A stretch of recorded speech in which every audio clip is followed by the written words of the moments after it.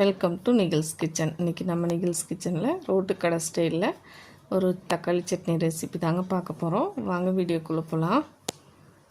இப்போது ஒரு மிக்ஸி ஜாரில் கொஞ்சமாக சின்ன வெங்காயம், பூண்டு, தக்காளி, கொஞ்சமாக உப்பு சேர்த்து நல்லா அரைச்சி எடுத்துக்கலாங்க பேஸ்ட்டாக.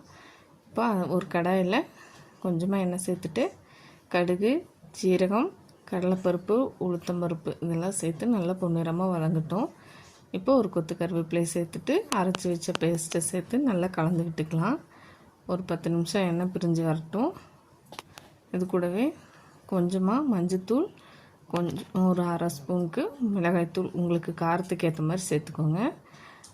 இப்போ நல்லா கலந்து விட்டுக்கலாங்க. நல்லா கொதி வரட்டும். நான் கொஞ்சமாக மிக்ஸி ஜாரில் இருக்க தண்ணியே கொஞ்சமாக சேர்த்துக்கிறேன். இது ரொம்ப டேஸ்ட்டாக இருக்கும். இட்லி, தோசை இதுக்கெலாம் ரொம்ப நல்லாயிருக்கும். ட்ரை பண்ணி பார்த்துட்டு எப்போ இருக்குன்னு சொல்லுங்கள். நம்ம சேனல் பார்க்குறவங்க சப்ஸ்கிரைப் பண்ணி சப்போர்ட் பண்ணுங்கள். பிடிச்சிருந்தால் லைக் பண்ணுங்கள், ஷேர் பண்ணுங்கள், கமெண்ட் பண்ணுங்கள்.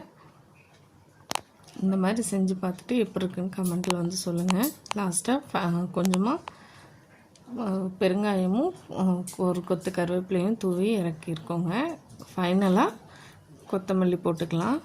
ரொம்ப மணமான காரமான தக்காளி சட்னி ரெடி ரோட்டு கடை ஸ்டைலில். நீங்களும் இது மாதிரி செஞ்சு பார்த்துட்டு எப்போ இருக்குன்னு சொல்லுங்கள். Thank you friends.